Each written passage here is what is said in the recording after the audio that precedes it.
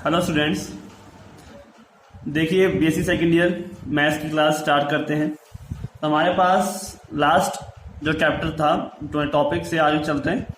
Chapter number 3 में हमने पढ़ा था कॉम्प्लीमेंट्री फंक्शन और पर्टिकुलर इंटीग्रल को मिलाकर हमने जनरल सॉल्यूशन के बारे में पढ़ा था। ठीक है, लास्ट चीज को थोड़ा सा रिपीट कर देता हूँ कि जनरल सॉल्यूशन इक्वल टू क्या होता है, complementary function plus particular integral, right. तो हमारे पास जो निकालने की टर्म है जो हम सीख रहे हैं, हम सीख रहे हैं कि CF यानी कि कॉम्प्लीमेंट्री फंक्शन कैसे निकाला जाता है। तो इस पर हमने कल पढ़ा था कि हमारे पास एक सहायक समीकरण बनती है और सहायक समीकरण जो होती है हमारे पास, ठीक है, सहायक समीकरण जो होती है उसमें क्या होता है कि मैं d की जगह पर m रख देता हूं। ठीक है, आप इसको डायरेक्टली समझे कि d की जगह पर तो m रख देता हूं और y पर रख देता हूं 1। वैसे सॉल्व करने के टाइम मैंने आपको बताया था कि मुझे d यानी कि y बराबर e की पावर mx मान रहा हूं और फिर मैं इसका पूरे समीकरण के अंदर वैल्यू रखता जाऊंगा और मेरे पास क्या बन जाएगा, एक सहायक समीकरण आ जाएगी जिसको मैं कह सकता हूं f ऑफ m बराबर 0। ठीक है, इसको मैं कह सकता हूं। तो हमारे पास ये जो टर्म है इसमें क्या है कि सॉल्व करने के लिए कई केसेस होते हैं। ठीक है, तो और केसेस जो हैं उसमें हम स्टार्टिंग करते हैं। तो पहला जो केस है हमारा केस नंबर फर्स्ट,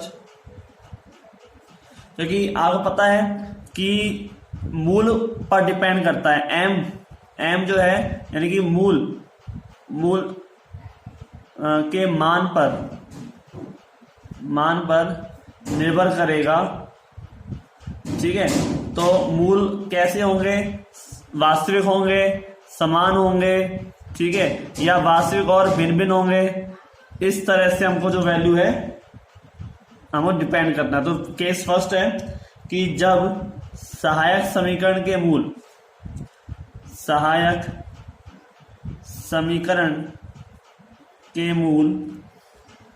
वास्तविक व भिन्न भिन्न हो। ठीक है, जब सहायक समीकरण के मूल वास्तविक व भिन्न भिन्न हो तब हमको क्या करना है, कॉम्प्लीमेंट्री फंक्शन निकालना है। तो देखते कैसे निकालते हैं। तो सुनिए, देखो मूल भिन्न भिन्न हो यानी कि ऐसा कह सकते हैं कि अगर f ऑफ d बराबर y बराबर 0 है, जहां मूल f ऑफ m बराबर 0 रखने पर प्राप्त होते हैं तथा मूल m1 m2 mn है। ठीक है, ये सब मूल कैसे हैं, अलग अलग हैं। तो आपके पास जो कॉम्प्लीमेंट्री फंक्शन होगा वो क्या होगा, y बराबर c1 e की power m1x plus c2 e की power m2x plus c3 e की पावर m3x, राइट। और ऐसे करते करते cn e की पावर mnx, ठीक है, mn और ये हो जाएगा x।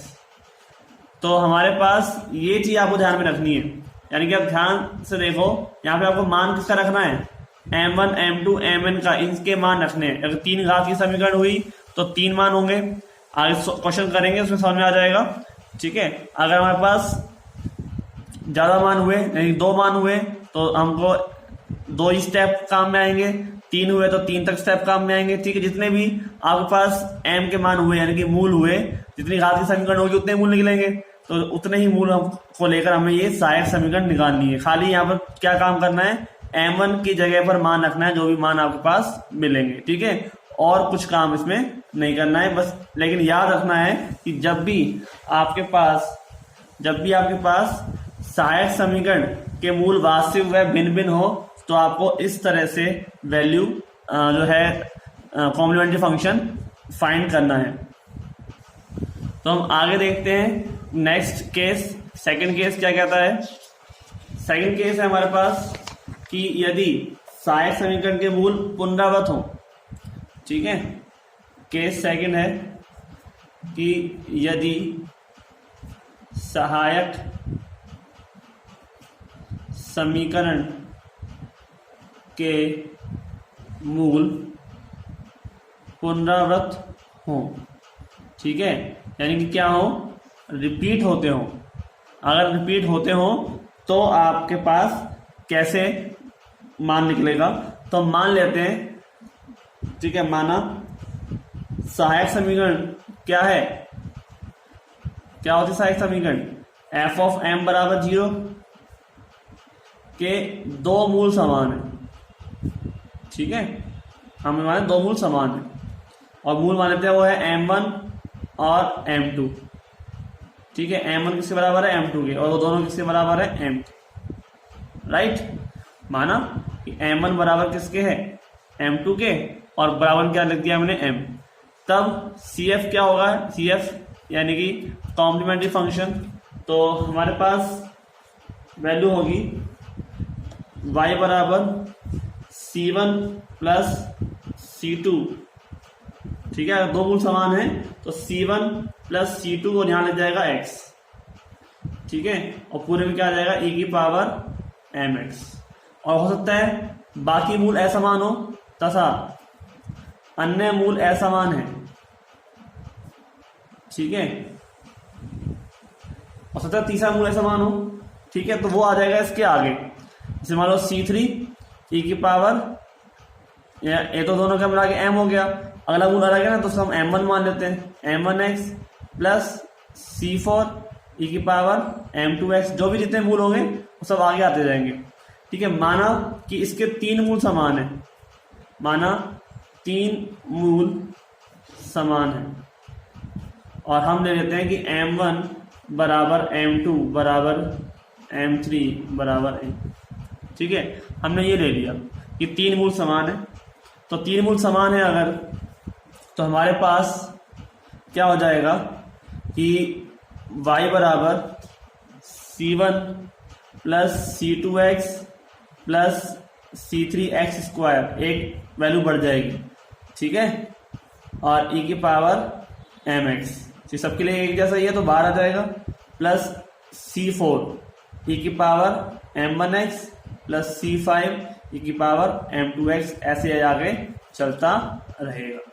ठीक है, समझ में आप लोगों को कि ये जो टर्म है आपके सामने मैं लिख रहा हूं वो मेन बात है समझने के लिए कि y के अगर दो मूल समान है तो फर्स्ट और सेकंड में यानी कि C1 प्लस C2x कॉमन आ जाएगा e की पावर mx के साथ। ठीक है, प्लस C3 e की power m1x, right, plus C4 e की पावर क्या आ जाएगा? m2x। जो भी अन्य मूल असमान है, ये सब असमान मूलों के लिए है और ये समान मूल, क्योंकि सारे मूल समान होंगे जरूरी थोड़ा ना। माना कि हमारे पास जो m है इसका मान ऐसे आ गया 2, 2 और 1 आ गया, तो ये दोनों समान हो गए। तो इसका मतलब m का मान कितना हो गया? 2, और अन्य मूल असमान है यानी कि हो सकता है वो m1 का मान क्या हो गया? 1। तो यहाँ तक काम हो जाएगा। हमारे पास तीन मूल है तो तीन ही आएंगे। ठीक है, और अब मान लो अगर ऐसा हुआ कि m बराबर -1 -1 -1 ऐसे हो गए समान। चौथा मूल समान है, मान लो 4 है, तो यहाँ पर क्या आ जाएगा? C1 plus C2x plus C3x square और e की पावर माइनस के x। m का मान क्या हो जाएगा? -x। फिर अगला जो मान आएगा m1 वो हो जाएगा यहाँ पे 4। ठीक है, तो इस तरह से पहचानना है आपको कि कितने मूल समान है, तो उस हिसाब से वैल्यू चलती जाएगी। तो इसके जनरल फॉर्म बना लेते हैं हम कि अगर हमारे पास मान लेते हैं कि r मूल समान हो। ठीक है, r मूल समान हो यानी कि r बार मूलों की पुनरावृत्ति हुई हो, तब हम इसको कैसे लिखेंगे? तो इसके अंदर हमारे पास लिख लेते हैं, यदि सहायक समीकरण के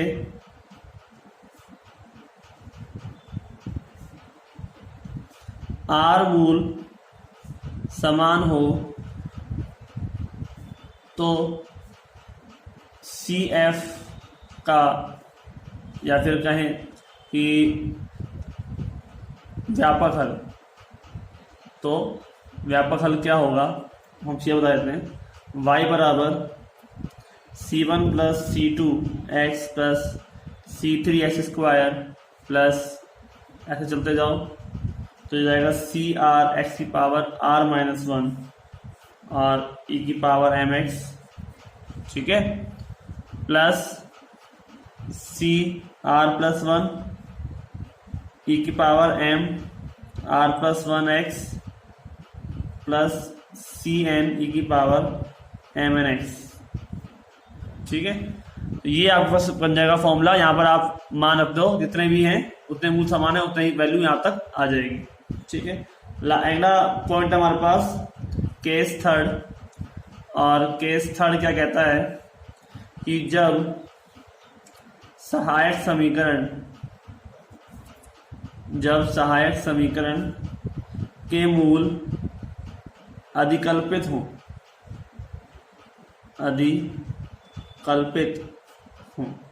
अधिकल्पित का मतलब इमेजनरी, ठीक है।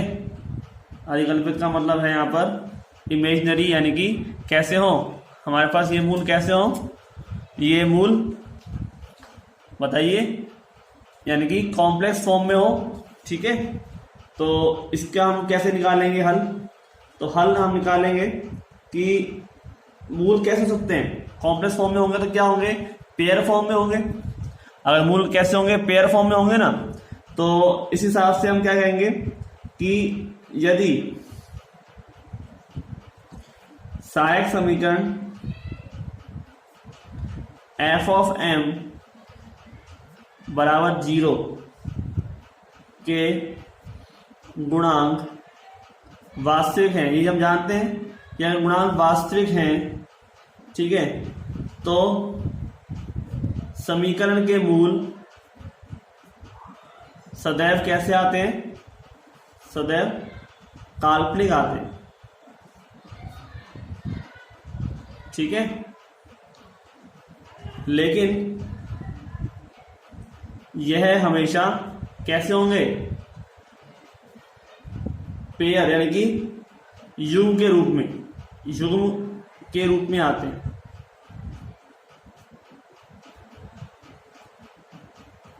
ठीक है। ये हमेशा कैसे आते हैं, युग्म के रूप में आते हैं। तो अब हमारे पास मान लेते हैं कि माना यदि अल्फा प्लस आयोटा बीटा सहायक समीकरण का एक मूल है, सहायक समीकरण का एक मूल है, तो अल्फा माइनस आयोटा बीटा भी उसका एक मूल होगा। बताइए होगा या नहीं, उसका एक मूल होगा। यदि आपके पास क्या है, alpha minus plus iota beta एक सहायक समीकरण का मूल है, तो हम कह सकते हैं कि अल्फा माइनस आयोटा बीटा भी उसका एक मूल होना चाहिए, ठीक है। तो हम इस हिसाब से हमारे पास इसका जो केस बनता है उसमें हम रख के देखते हैं वैल्यू। तो हमारे पास क्या टर्म बन जाती है, y बराबर c1 कॉस, ठीक है, beta x plus c2 sign beta x, और बाहर आ जाता है हमारे पास e की पावर अल्फा एक्स, ठीक है। ये हमारे पास है रूल, e की power alpha x, c1 cos beta x plus c2 sign beta x. अगर यहाँ पर एक जो फॉर्म है हमारे पास और भी कर सकते हैं, हम कह सकते हैं ऐसा कि यदि दूसरी फॉर्म है हमारे पास कि y बराबर c e की पावर अल्फा एक्स और cos beta x plus D, ठीक है। इस तरह से हमारे पास जो फॉर्म बन जाएगा। लेकिन आपको ये वाली जो फॉर्म है वो याद नहीं रखनी है, क्योंकि आप इसी फॉर्म से काम चलाओ ना, दोनों फॉर्म एक जैसी है, मतलब इसका ही ये दूसरा रूप है, राइट, ये इसी का रूप है, दूसरा रूप है। तो आपको कैसे बना है इसको समझने से अच्छा आप इसको लर्न रखो कि फॉर्म आपको ध्यान में ये रखनी है आपके पास अल्फा और बीटा मान मिलेंगे, ठीक है, आपको अल्फा बीटा मान प्राप्त होंगे और आपको यहाँ पर अल्फा और यहाँ पर बीटा वैल्यू को पुट करना है। तो याद रखना है y बराबर e की पावर अल्फा x, ठीक है, और c1 cos beta x plus c2 sign beta x। यहाँ बीटा का मान अल्फा का मान रखकर आप क्या निकाल सकते हो, बताइए, इसका व्यापक हल ज्ञात कर सकते हो, ठीक है, कोई दिक्कत नहीं। तो ये 3 केस थे हमारे पास जो हमने फॉर्म को कर दिया। लेकिन अगर हमारे पास ऐसा हो कि इन काल्पनिक जो मूल आए हैं इनकी भी पुनरावृत्ति हो, तब हम इसको कैसे सॉल्व करेंगे वो देख लेते हैं। तो हम लिखते हैं यदि एक मूल युग्म alpha plus minus iota beta, ठीक है, एवा प्लस में एवा माइनस में, 2 बार पुनरावृत हो तो संगत हल होगा। क्या होगा हमारा संगत हल, देखते हैं, y बराबर c1 प्लस c2x, ठीक है, राइट, c1 प्लस c2x, या फिर काम करो इस टर्म इसमें काम में नहीं आएगी, तो c1 plus c2x cos beta x, देखो ध्यान से, ठीक है, और plus c3 plus c4x sign beta x, ठीक है, बाहर क्या जाएगा e की पावर अल्फा x। समझ में आया? अगर 2 अपना हो रहा है तो c1 प्लस c2x ब्रैकेट बंद cos beta x plus c3 plus c4x bracket बंद साइन बीटा x, और बाहर क्या जाएगा e की पावर अल्फा x। तो ये वैल्यू तब आएगी जब आपके पास जो काल्पनिक मूल है वो भी क्या हो रहे हो, पुनरावृत हो रहे हो, यानी कि एक बार से ज्यादा बार में आ रहे हो, 2 बार वैल्यू आ रही है तो हमारे पास वो टर्म आ जाएगी। और 3 बार आती है तो 3 बार तो आएगी, फिर 4 बार ही बनेंगे, यानी कि तो c1 plus c2x square plus c3x, जैसे हमने पहले किया था वैसे इसमें भी फॉर्म बन जाएगी, ठीक है। तो ये हमारे पास जो टर्म है वो इस प्रकार से सेट हो गई है कि अगर आपके पास किसी भी तरह के मूल हो तो आप उसको यहाँ पर CF निकाल सकते हो। देखो y क्यों आ रहा है, क्योंकि अगर dy अपॉन dx इक्वेशन बनती है तो यहाँ पर सोल्यूशन तो y का निकालना है ना, ठीक है, ये CF है प्लस PI निकल के आएगा, PI की बात बाद में होगी, अगर PI का मान 0 होगा तो खाली CF ही तो हल हो जाएगा इसका, राइट, खाली CF ही तो उसका हल होगा अगर PI का मान 0 हो गया तो वही है कि वैल्यू का किसका सॉल्यूशन है, ये y का ही तो है, मान तो y का ही निकलना है, ठीक है। तो इस तरह से आपने ये देखा, और इसके बेस जो क्वेश्चन है वो हम अगले लेक्चर में करेंगे। आज के लिए इतना ही, धन्यवाद।